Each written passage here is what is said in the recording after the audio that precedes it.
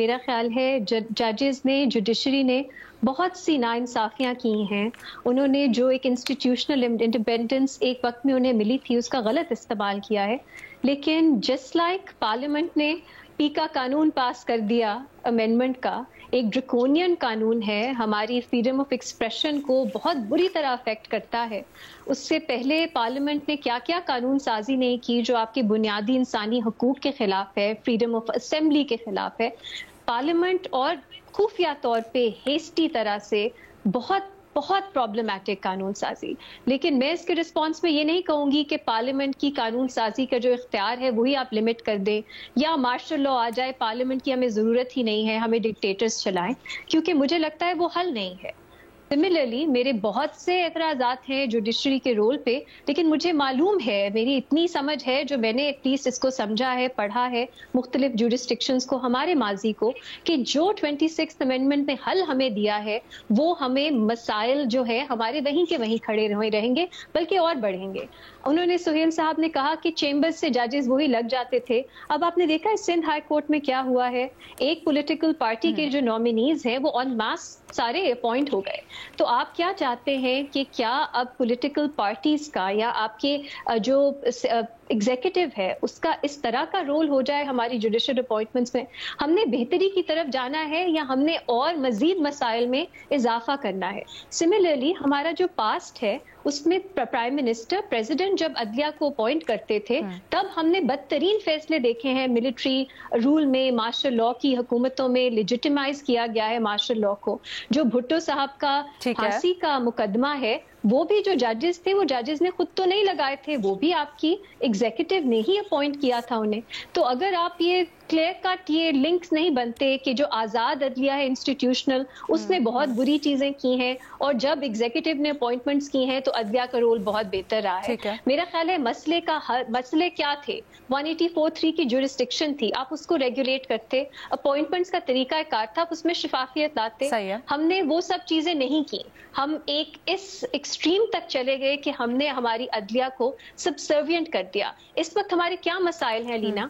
Military courts में civilians का trial, क्या इस पे अगर मिलिट्री कोर्ट्स के खिलाफ फैसला आता है, सिविलियन कोर्ट्स के हक में आता है, तो हम ये कहेंगे कि ये जो जजेस हैं ये क्यों हमारी एग्जीक्यूटिव और पार्लियामेंट की पावर्स हैं? पार्लियामेंट का कानून है ना जो इजाजत देता है सिविलियंस को मिलिट्री कोर्ट्स में ट्राई करने का। क्या सुप्रीम कोर्ट की जुरिस्डिक्शन नहीं बनती वो फैसला करे कि ये फेयर ट्रायल के खिलाफ वर्जी है या नहीं है? इस तरह के मामलात हैं इस वक्त, फंडामेंटल राइट्स के मामलात हैं। कलामी की माजरत, क्योंकि वक्त थोड़ा छोटा है तो इसलिए मैं I will cut you short. तो फिर क्या सुने Reema, I will cut you short, वक्त हमारे पास थोड़ा कम है, सबसे कहूंगी अपना आर्गुमेंट छोटा करें। रीमा, एक चीज जरूर कह दीजिएगा, ये जो अभी इसका एक जो पॉलिटिकल पहलू है वो साफी साहब ने उसकी तरफ इशारा किया, फिर सुहेल साहब ने उसको एक लाइन में पिरो दिया कि ये इस वक्त खास तौर पर जो हो रहा है वो तो मफादात की जंग है, वो हम उसको अदलिया की आज़ादी से कंफ्यूज ना करें। इसके ऊपर क्या कहेंगे अगर खास तौर पर इस वक्त जो हो रहा है उसको मद्देनजर रखें तो? अलीना, बहुत से लोग ये काजी फायज ईसा के बारे में भी कहते थे कि वो जो एतराज़ कर रहे हैं वो रिवेंज में कर रहे हैं, क्योंकि पीटीआई की हुकूमत के दौर में, और ये भट्टी साहब ने हमें जो एक तारीख बताई उसमें वो भी एक बहुत हमारा स्याह दौर था कि एक सुप्रीम कोर्ट के जस्टिस के खिलाफ एक मैलिफाइड रेफरेंस बनाया गया और किस तरह उसने अदलिया को डिवाइड किया। तो तब भी लोग यही कहते थे कि वो अपने मफादात के लिए कर रहे हैं। मैं पर्सनली इंटेंशंस या मोटिवेशंस पे नहीं जाती, क्योंकि मुझे नहीं मालूम लोग क्यों करते हैं जो वो करते हैं। मैं तो जो उनके कॉन्डक्ट है उस पे बात कर रही हूँ। और मेरा ख्याल है इस वक्त जो जजेस 26th अमेंडमेंट में जो चेंजेस लाई हैं उसको रेजिस्ट कर रहे हैं अपने कानूनी आईनी दायरे में रह के, वो मैं उसको सपोर्ट करती हूँ। ठीक है, मेरा नहीं। Now this is very interesting. आपके आखिरी जुमले के ऊपर मेरे पास एक फॉलो अप सवाल है, लेकिन मैं चाहती हूँ पहले सुहेल वड़ायत साहब को हम सपोर्ट करेंगे। अलीना, मुझे आपकी आवाज नहीं आ रही, सॉरी। अच्छा, मैं ये कहना चाह रही हूँ, मेरे पास आपके लिए फॉलो अप सवाल भी है, आपने जो अभी बात की है, लेकिन सुहेल वड़ायत साहब को पहले जरा मौका देते हैं क्योंकि टाइम हमारे पास बड़ा कम है। सुहेल साहब आप जवाब दीजिए, फिर मैं भट्टी साहब आपका भी कॉमेंट शामिल करती हूँ। प्लीज एक सेकेंड। सुहेल साहब जी, मेरी अदना राय है, बड़ी हम्बल, कि बुनियादी बात यह है कि सबसे पहले वो पार्लियामेंट का इख्तियार है, वो चाहे जो भी झूठी सच्ची, मेरे भी उससे कई इख्तलाफात है, ये इख्तियार पार्लियामेंट तक है कि वो कानून बनाए। सुप्रीम कोर्ट बनी ही पार्लियामेंट की वजह से है, आइन की वजह से है। आइन ने सुप्रीम कोर्ट को बनाया है और आइन को पार्लियामेंट बनाती है। पहली तो बात यह है कि कितनी आज़ादी देनी है, कितनी आज़ादी देनी है, ये सुप्रीम कोर्ट का फैसला नहीं है, ये पार्लियामेंट का फैसला है। उसका नाम भी पार्लियामेंट नहीं रखा हुआ है, सुप्रीम कोर्ट ऑफ पाकिस्तान। कल वो उसका नाम रख दे सुहेल वड़ाइच ऑफ पाकिस्तान, तो ये सुहेल वड़ाइच ऑफ पाकिस्तान कहलाएगी। बुनियादी पहली तो बात है।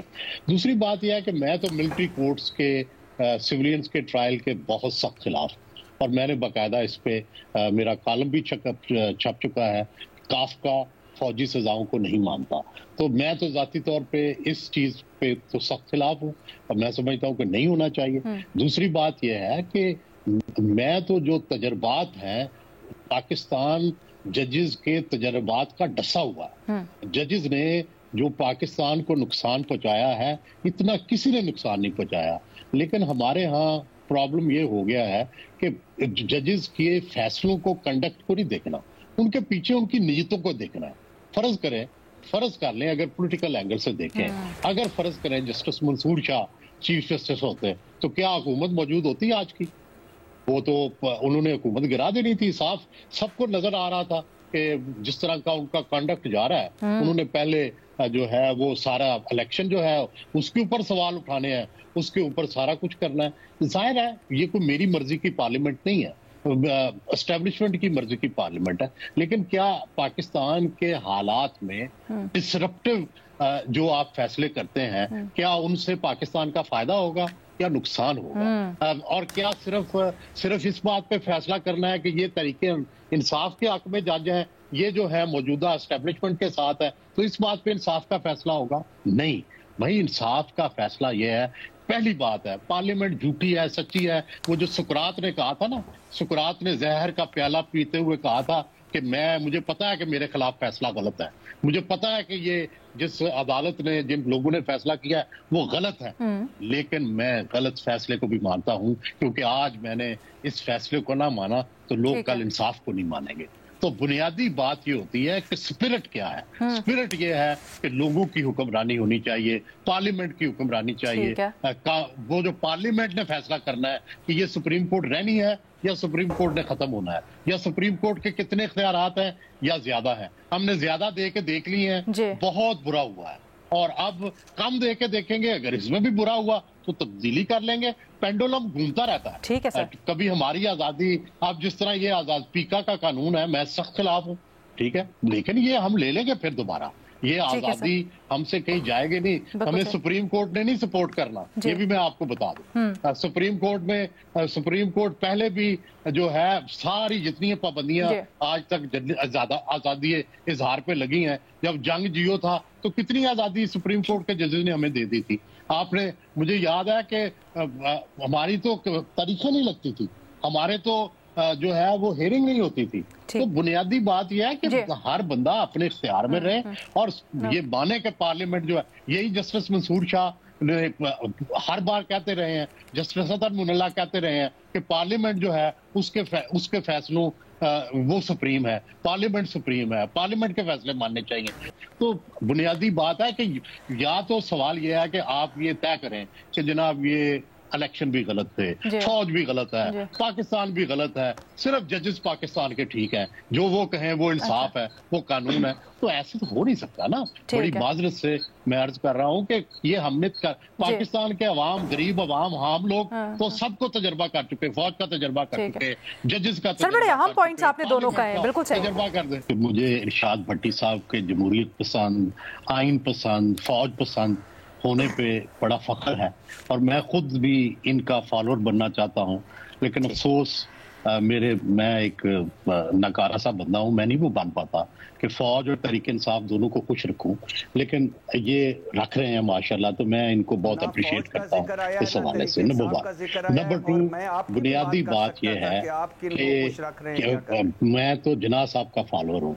क्वेश्चन ये है कि क्या मार्शल लॉ लगवा लिया जाए, क्या ये सारा कुछ खत्म करके हम दोबारा से शुरू करें, या जो इस वक्त मौजूद है, जिस तरह से बेनजीर भुट्टो ने एक हमेशा से ये रास्ता होता है, एक रास्ता ये होता है कि आप लड़ पड़े, 9 मई कर दें, बगावत कर दें, आप हर चीज के ऊपर गिरा दें, आप पार्लियामेंट गिरा दें, इलेक्शन खत्म करा दें, आप जजेस की मर्जी की जो है वो सिस्टम चला दें।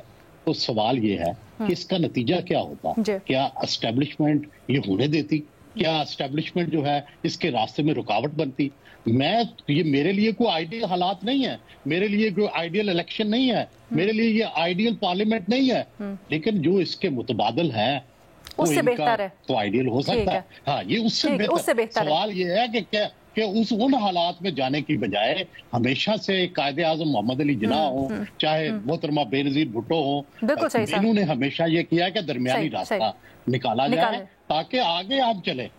ठीक है रीमा, दो बुनियादी नुक्ते, एक तो ये वाली बड़ी इंपॉर्टेंट पॉइंट कि नियतों को भी देखना चाहिए, सिर्फ कॉन्डक्ट को नहीं।